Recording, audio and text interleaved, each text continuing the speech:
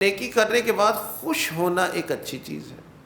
اگر کسی نے روزہ رکھا ہے اور اس کے بعد وہ خوش ہوتا ہے کہ شکر ہے میں نے روزہ رکھ لیا، یا کسی نے تہجد پڑھی، اس نے کہا شکر ہے اللہ نے توفیق دی میں نے تہجد پڑھ لی، تو خوش ہونا ایک اچھی چیز ہے۔ مگر اترانا اور اپنے آپ کو بڑا سمجھنا اور دوسروں کو حقیر سمجھنا، یہ ایک ایسی چیز ہے کہ اس نیکی کو نامکمل رکھتی ہے۔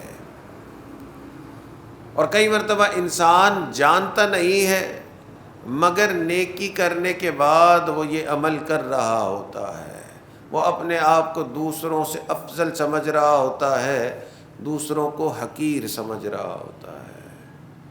تو نیکی مکمل ہونے کا ایک اہم ستون، ایک اہم ذریعہ یہ ہے کہ انسان نیکی بھی کرے اور ساتھ ساتھ اللہ سے معافی مانگے۔ اور یہی چیز اللہ کے نبی اپنے صحابہ کو سکھاتے تھے۔ چنانچہ آپ علیہ الصلوۃ والسلام کی مشہور سنت ہے کہ نماز مکمل فرماتے تو نماز مکمل فرمانے کے بعد آپ 3 مرتبہ اللہ سے معافی مانگتے ہیں۔